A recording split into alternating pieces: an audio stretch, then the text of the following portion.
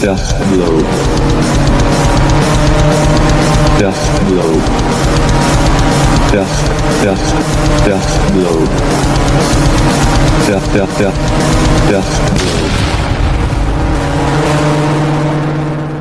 Hello, this is Raf from Anomic and Pandemonium, and you are listening to Death Blow Podcast. Hello and welcome to a new episode of Death Blow Podcast. Subscribe, like and share my episodes and click on the bell to receive a notification when a new video will come out.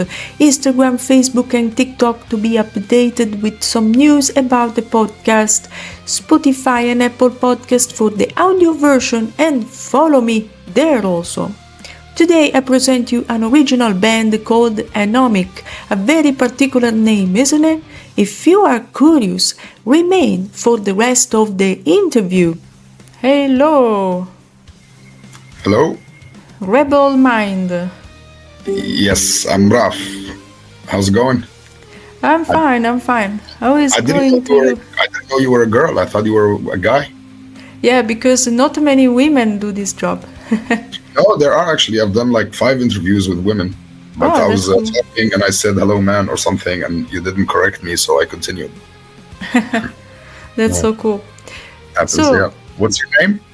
Darkel from Darkel. Yes, from Death Blow Podcast, a podcast about extreme metal. Welcome to this podcast.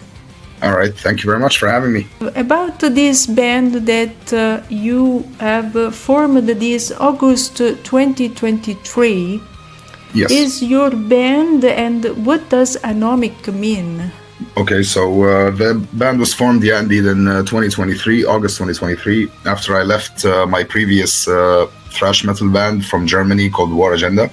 I immediately started Anomic, and I wanted to play some thrash project because I have another band that plays like a blackened death metal, basically, and I wanted something thrash, so I started Anomic, and I made it thrash death. And the name Anomic basically means like when you are socially ostracized or socially, outcast. So in a way, it has a meaning of isolation. It has a meaning of, being on your own. So I felt that this would be like a nice name to get away a little bit from the same political names, when you talk about thrash.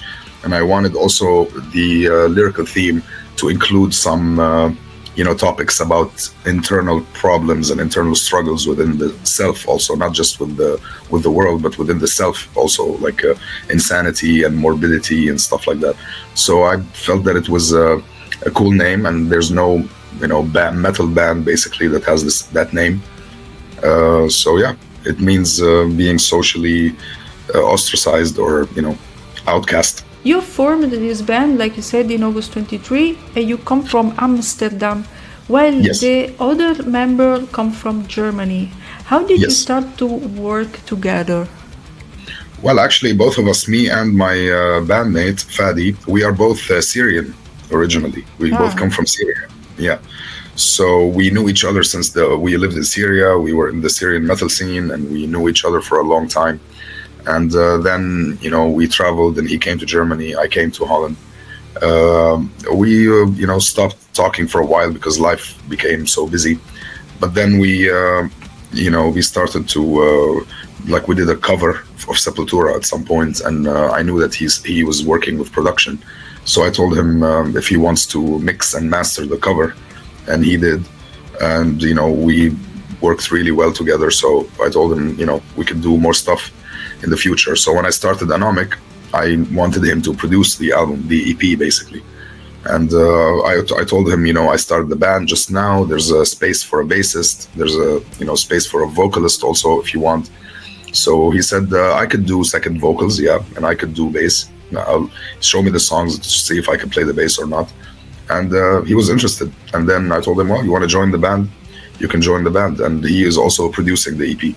So we've known each other for a long time, basically. Interesting that you come from Syria. It's a land full of conflict even now. Yeah. And I cannot imagine what it means to live in a land where everything around you is destroyed by the war. So, what can you tell about this land, Syria? That's true. Yeah, it was like I said in several interviews before. Like people know now, if you live in Syria or Egypt, or I lived in Egypt also for 9 years or 10 years of my life during like university time. I studied in Egypt.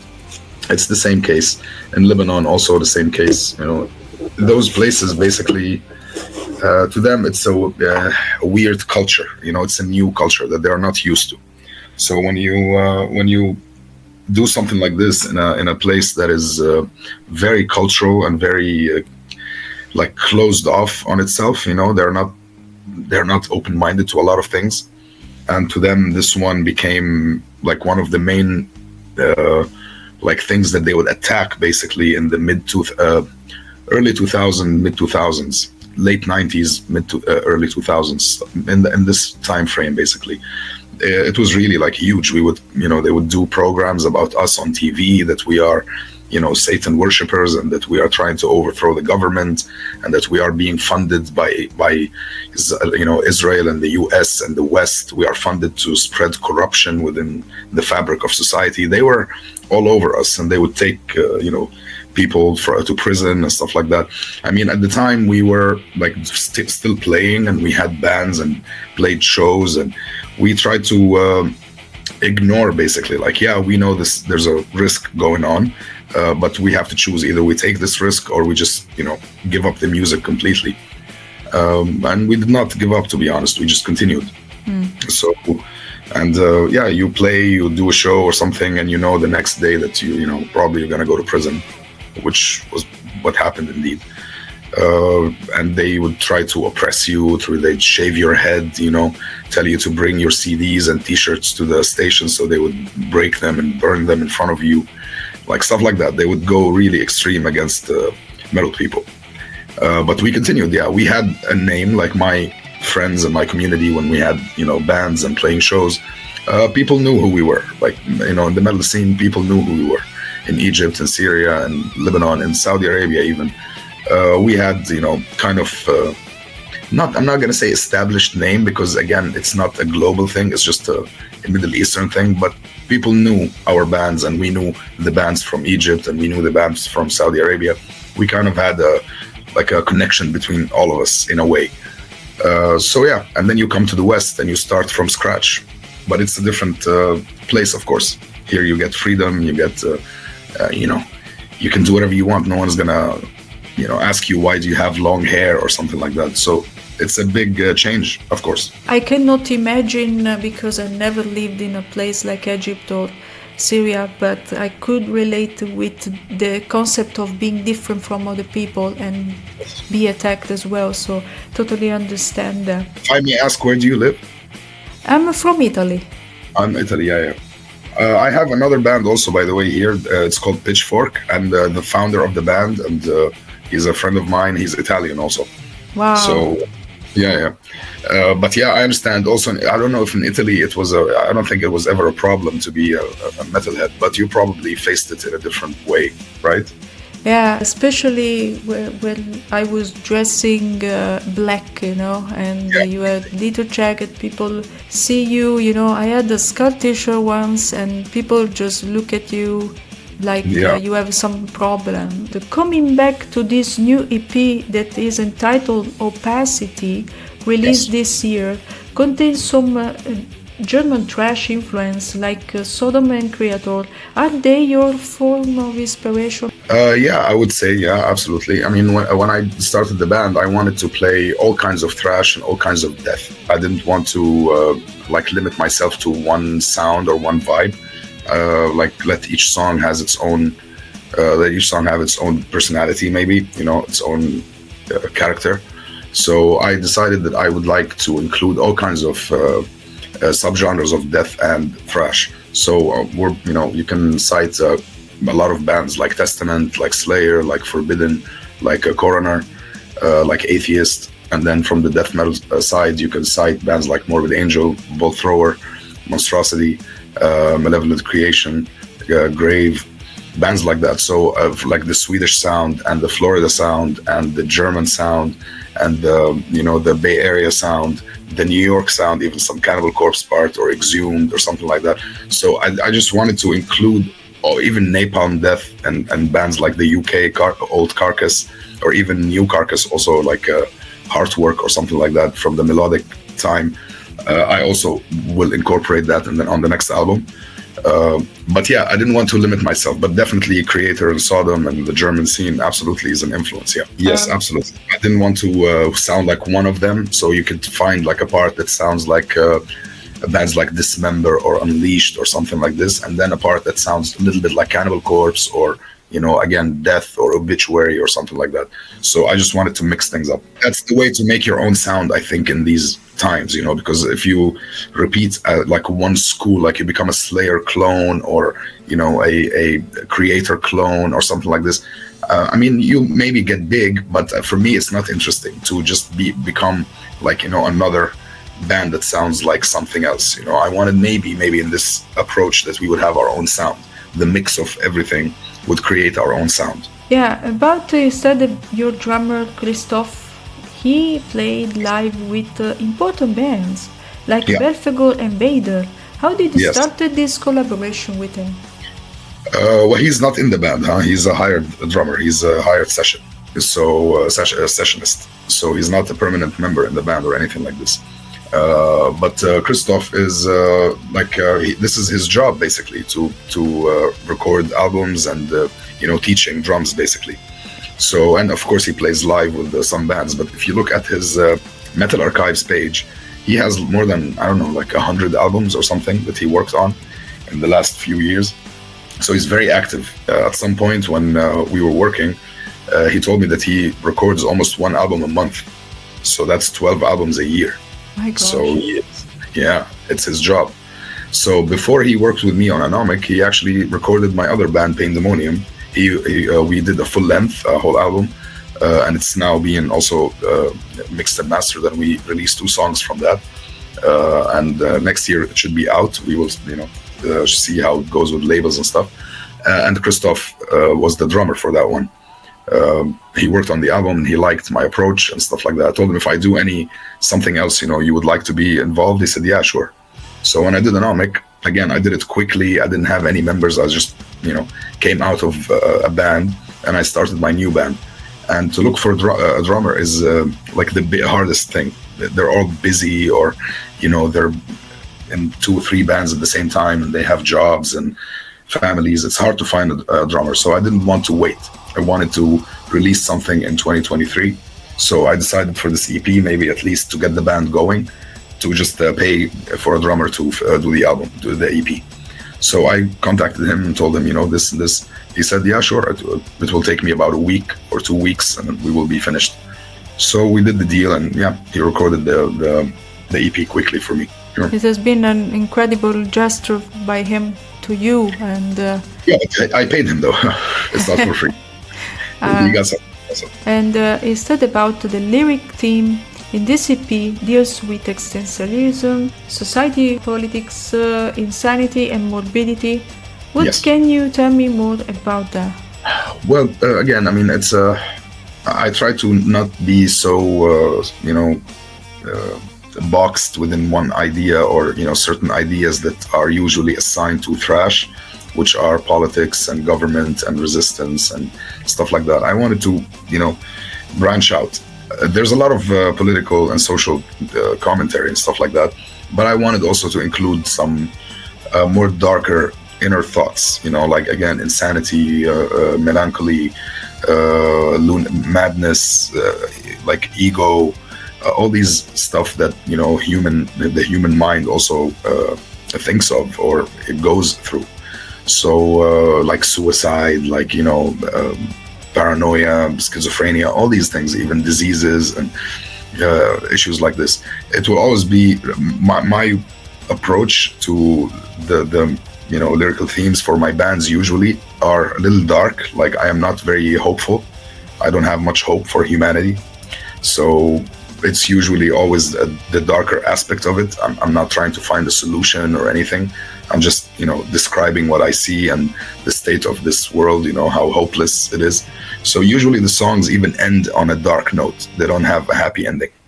If I do like a song like This Blood Is Mine, the song on the EP is like a story. It's a little story about a soldier who's at war.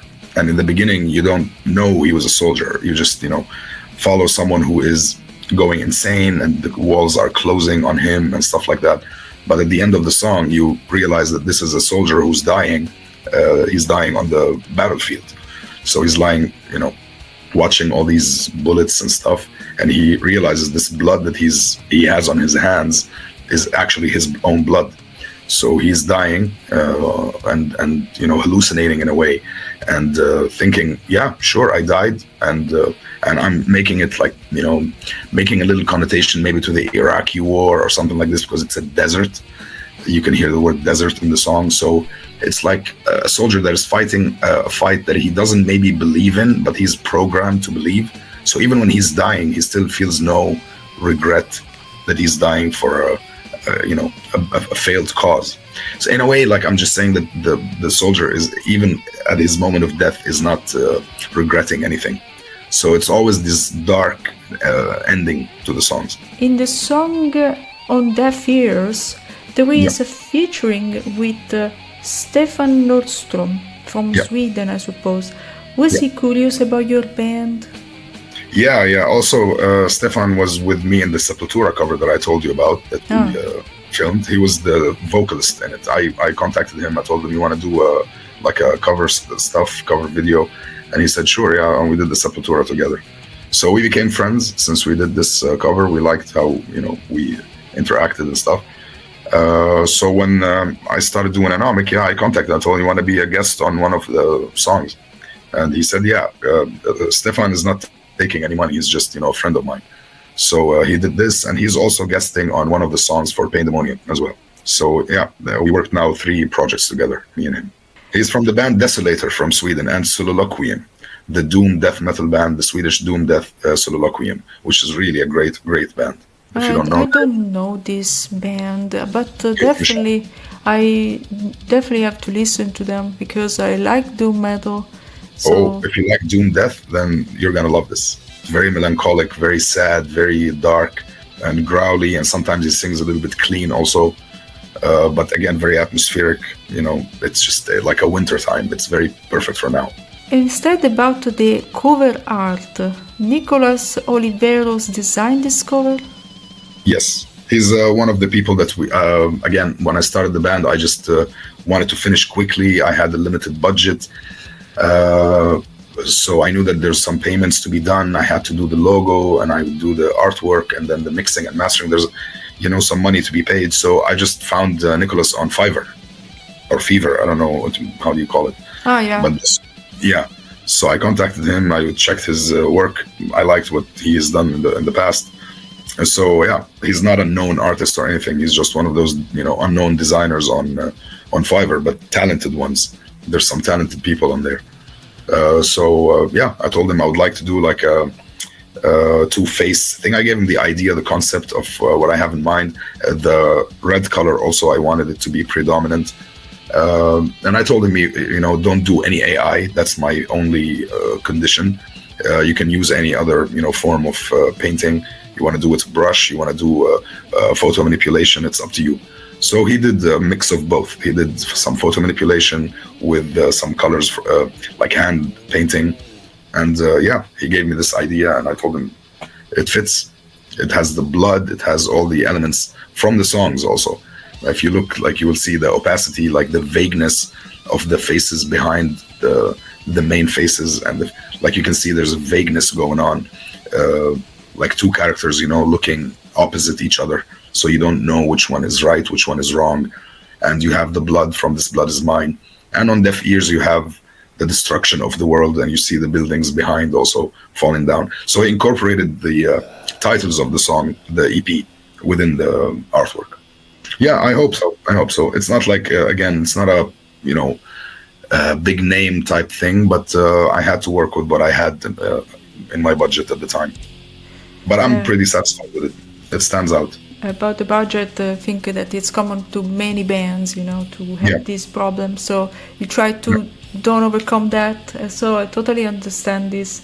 Yeah, And yeah. but how did you record this EP? In a professional studio or with a software on your computer? Yeah, with this, I work at home at the moment, so I have my sound card, I have my guitar, I have my laptop, my interface, I have my mic, I have a good mic, and a mic booth, so I recorded everything at home. I have a mini studio at home, So, I did everything guitar-wise and vocal-wise here, and then I sent to the bassist, Fadi, and he has an actual studio in his apartment because he's a producer also. So he did the second vocals, the growling, and did the bass. It's all home recorded. But again, it's a mini studio that I have. But not like you see with the mixer and all of these things. No, it's on the sound card, yeah. I have actually a band here, like friends of mine. Well, the friend of mine is the founder of the band, and she's a girl, actually. And she's the guitarist of a death metal band here from Holland called Death Moth. Wow. It's an underground band, yeah. They're gonna play a show in 2 days. I'm gonna go see them. So she's the founder of the band, and she has another girl also in the band, and the other ones are dudes, But she's the main person in the band.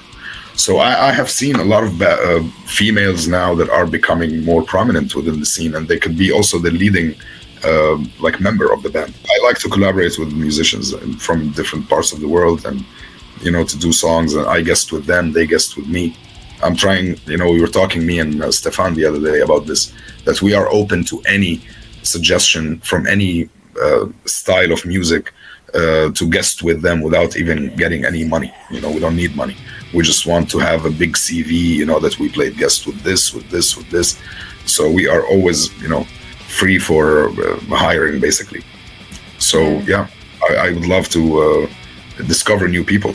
I just want to give space to these bands because I want to know every single aspect of these people. So that's why I like to interview them. Coming back to this voice, is a mix of death and thrash metal. And will you continue with these important genres, or for the next releases, would you like to experiment a bit more? The singing. Oh, at the moment, I don't think we are gonna incorporate any clean vocals per se. There's a possibility though that I have someone to guest on the album in mind. He was supposed to guest also on the War Agenda album, the band prior to Anomic, and I was the one who contacted him to guest with us on War Agenda. And then I left the band, and I don't know if they, kept talking to him or not. But I have an open communication with him. Not so much, but I've talked to him a couple of times. And he sings thrash, but he sings more in a clean vocals. I'm gonna tell you who it is, but it's not sure that he will be on the album. But he is, he's open to it. It's the singer from Tankard. I don't know if you know Tankard. It's a German thrash band. Yeah, Tankard is the singer of Tankard. Yes, yes. So he might guest on one of our songs on the next album. Yeah, that would be the closest thing you could get to a clean vocals, maybe. But as for me and Fadi, we are for now happy with this approach. That I am singing the high shrieks, he's singing the low. On stage we would have 2 singers also, and possibly 3. I don't mind. Because now I am auditioning another guitarist also to come in the band, because we might have a show in May. I'm also auditioning a couple of drummers that might either join the band or at least play the show with me as guests, to have just the show, to not lose the opportunity. And the second guitarist that I'm auditioning can sing also. So we are thinking about having, I don't know, almost like Nile in a way, like all of us can sing, we divide the segments, sometimes me, sometimes him, sometimes him. So like Nile or Behemoth or something, that you have more than one singer on stage. So we want to follow that approach, but with those pitches, the low and the high, for now. And about the past, when did you start to play music? I started pretty early on, when I was probably like 11 or something, 11 or 12. I lived in Saudi Arabia at the time, and my dad was an engineer, and he moved to Saudi Arabia in the late 80s. And then, the whole family went with him. And in Saudi Arabia, I was walking in a mall one time, and I saw a place that was clearing out musical instruments, and he was selling everything. And I found small drums, like really small, like one bass drum, one tom, one crash only. And they were selling it for like really cheap at the time. And I, just went to the phone booth and I called, home. That was in the 90s. I'm talking 94 now, 93, something like that. Yeah. So I contacted my mom and dad and I told them, like, I want to buy this, please, blah, blah, blah. Anyway, so they allowed me to get it, which was really incredible of them to allow me to get a drums at that age, in that culture also. It was pretty, very considerate of them. So I started to play drums. I was a drummer when I was young, until I played drums for 9 years or something. And when I moved to Egypt in the late 90s, 1999, 2000 for college, I was still a drummer. So I played with a band called Oblivion. I started a band with a couple of friends of mine called Oblivion. And we played Sepultura covers, Slayer covers, Death covers, Pantera covers. I think also we had the Machine Head cover. And I was a drummer back then. I would play shows as a drummer.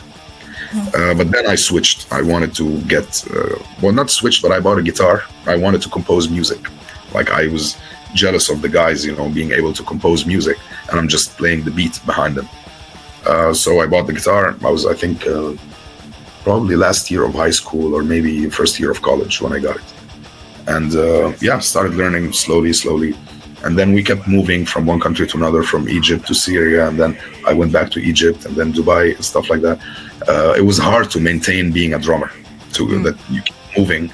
You cannot carry the drums with you everywhere you go. But the guitar was easy, just put it on your back, take it on the plane and travel, So by, accident or by fate or whatever, I stayed as a guitarist, not as a drummer.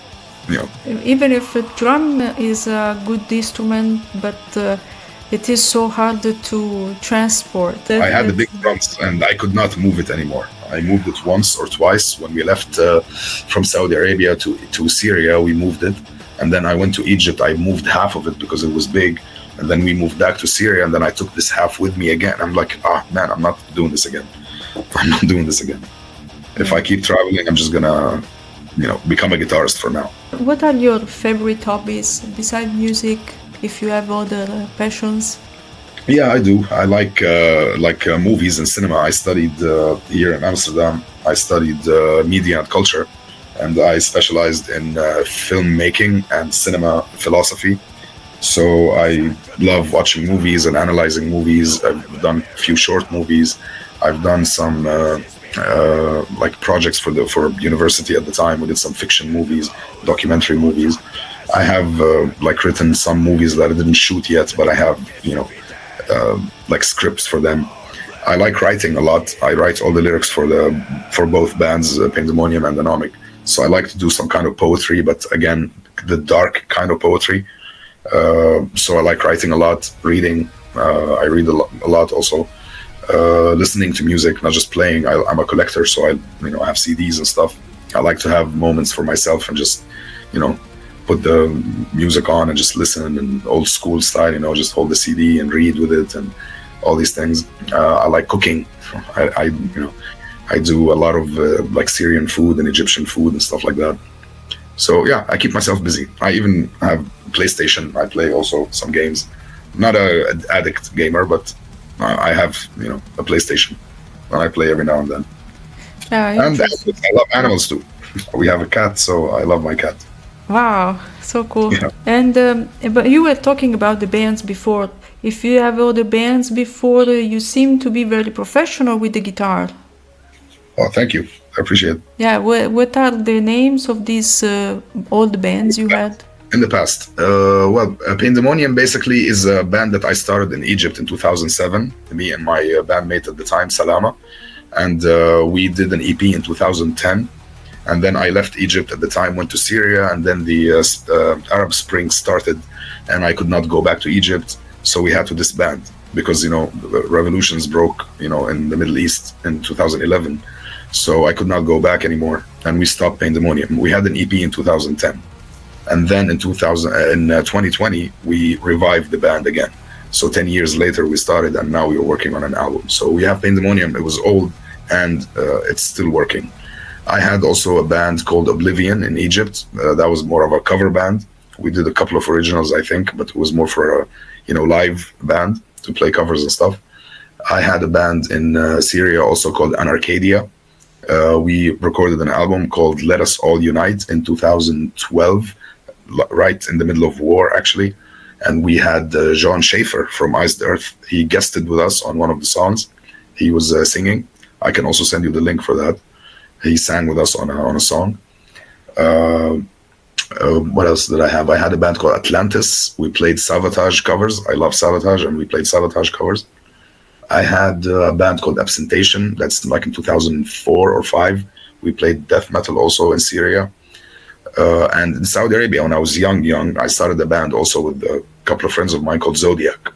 We played like a heavy speed thrash, something like this.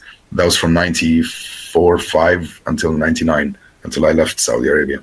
So it was called Zodiac. Those are all my bands. And I have new bands here also. I have Pitchfork that I told you about. Also a new project that the Italian bassist started. And he invited me to be the guitarist with him. And we finished an EP, which should be out in 2025.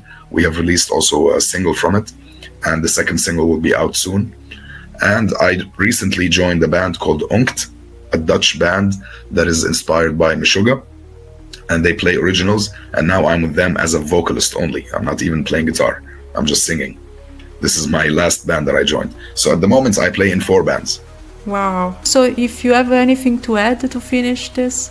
Just whatever I say always, support the underground, support your local bands, buy the merch, buy the CDs, give them a like on social media. It makes a lot of difference. On a follow on Insta, on Bandcamp, all these places.